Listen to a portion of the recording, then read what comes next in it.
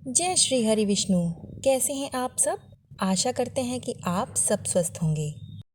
दोस्तों, इस वीडियो में हम आपको बताएंगे एकादशी का महत्व, इसकी तिथि व शुभ मुहूर्त, पारण का समय और पूजा विधि। तो चलिए वीडियो शुरू करते हैं। वीडियो शुरू करने से पहले अगर आप हमारे चैनल पर नए हैं तो आप हमारा चैनल सब्सक्राइब कर लीजिए और बेल आइकन प्रेस कर दीजिएगा ताकि आपको हमारे सारे वीडियोस टाइम पे मिलते रहें।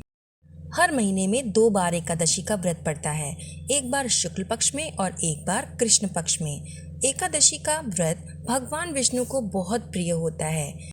एकादशी, जिसको ग्यारस भी कहा जाता है, इस दिन भक्त एकादशी का व्रत रखते हैं और भगवान विष्णु और उनके साथ साथ माता लक्ष्मी जी की पूजा आराधना करते हैं। एकादशी का व्रत सभी पापों को नष्ट करता है। जब मनुष्य के सारे पाप नष्ट हो जाते हैं तभी उनके पुण्यों का उदय होता है। इसलिए जो भी मनुष्य इस एकादशी के व्रत को करता है और उसकी कथा का श्रवण करता है और व्रत के सभी नियमों का पालन करता है, उसके सभी पाप नष्ट हो जाते हैं और मरने के बाद वो वैकुंठ लोक को प्राप्त होता है। वैशाख महीने का भी हिंदू धर्म में बहुत ज़्यादा महत्व है। वैसे वैशाख महीने में गंगा स्नान करने का भी बहुत महत्व है, दान पुण्य का भी बहुत महत्व है। दान पुण्य में सबसे ज़्यादा महत्व है जल दान करने का। इसमें पड़ने वाली जो एकादशी है उसका भी बहुत ज़्यादा महत्व है। वैशाख मास के कृष्ण पक्ष को पड़ने वाली एकादशी को वरुथिनी एकादशी कहा जाता है।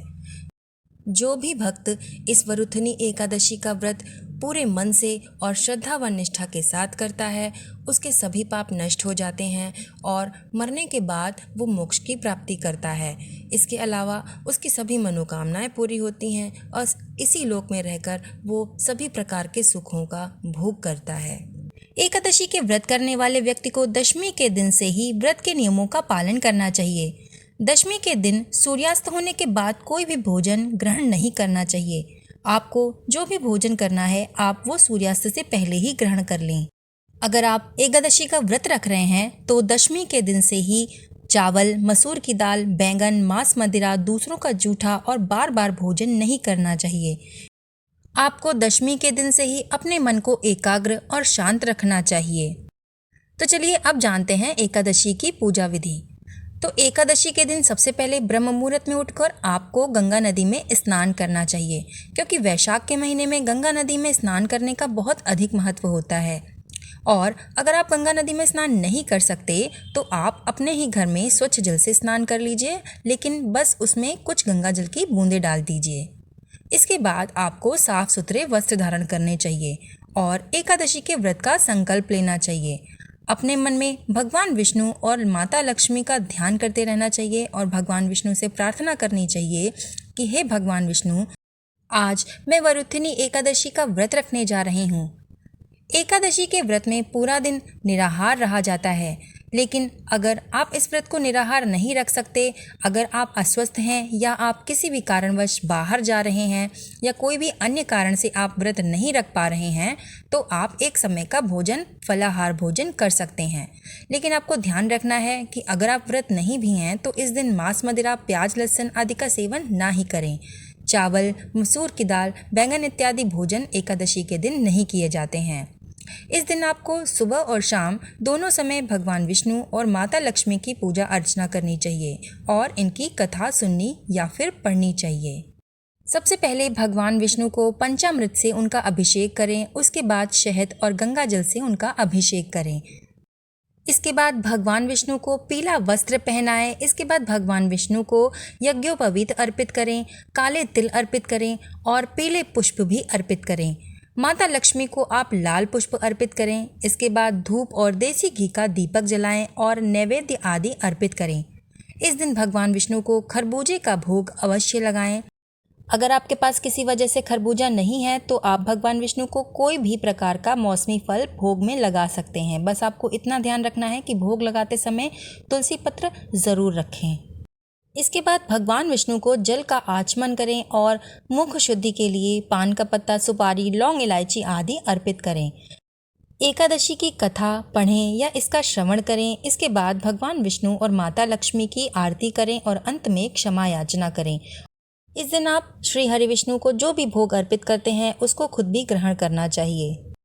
इस प्रकार पूरे दिन आपको निराहार या फलाहार व्रत रखना चाहिए और रात्रि को जागरण भी करना चाहिए। अगले दिन द्वादशी के दिन आपको ब्रह्म मुहूर्त में उठकर स्नान आदि से निवृत्त होकर स्वच्छ वस्त्र धारण करने चाहिए और भगवान विष्णु और माता लक्ष्मी की पूजा आराधना करनी चाहिए, उनकी आरती करनी चाहिए। इसके बाद ब्राह्मणों को भोजन देकर उनको दान दक्षिणा देनी चाहिए। अगर आप किसी वजह से ब्राह्मणों को भोजन घर में नहीं करा सकते तो आप ब्राह्मणों के लिए कच्चे अन्न की एक थाल सजाकर और उस पर दक्षिणा रखकर मंदिर में जाकर ब्राह्मण को दे सकते हैं। आप ब्राह्मण को अपने इच्छानुसार कोई भी दान कर सकते हैं। आप अन्नदान, वस्त्रदान या कोई अन्य दान भी कर सकते हैं। इसके बाद आप शुभ मुहूर्त को देखकर व्रत का पारण करें। पारण करने के लिए आप कुशा के जल को या फिर तुलसी जल का प्रयोग कर सकते हैं। एकादशी के दिन तुलसी नहीं तोड़ी जाती है। तुलसी पत्र तोड़ने के लिए रविवार का दिन भी शुभ नहीं माना जाता है। इसलिए अगर आपको व्रत के पारण करने के लिए उस दिन रविवार पड़े तो आप उससे पहले ही तुलसी का पत्र तोड़ के रख लीजिए। एक बार तोड़ा हुआ तुलसी का पत्र 7 दिनों तक आप इस्तेमाल कर सकते हैं। तो आपको इस बात का ध्यान ज़रूर रखना चाहिए कि अगर आप एकादशी का व्रत हैं या आप नहीं भी हैं तो एकादशी के दिन तुलसी का पत्र ना तोड़ें और ना ही रविवार को तुलसी पत्र तोड़ें। इस प्रकार से अगर आप एकादशी का व्रत करते हैं तो आप अनेकों तरह के पाप आपके नष्ट हो जाते हैं और 100 गौदान करने के बराबर आपको पुण्य की प्राप्ति होती है और मरने के बाद आपको वैकुंठ लोक की प्राप्ति होती है।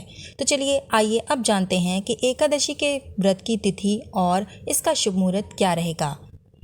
एकादशी तिथि प्रारंभ होएगी 3 मई शुक्रवार रात 11:25 से और एकादशी तिथि समाप्त होएगी 4 मई शनिवार रात 8:39 तक। इसलिए उदया तिथि के अनुसार 4 मई दिन शनिवार को वरुथिनी एकादशी का व्रत रखा जाएगा। इस दिन वैष्णव संप्रदाय से जुड़े लोग और सभी गृहस्थ लोग व्रत रख सकेंगे। द्वादशी तिथि प्रारंभ होएगी 4 मई शनिवार की रात 8:40 से और इसकी समाप्ति होएगी 5 मई रविवार शाम 5:42 तक।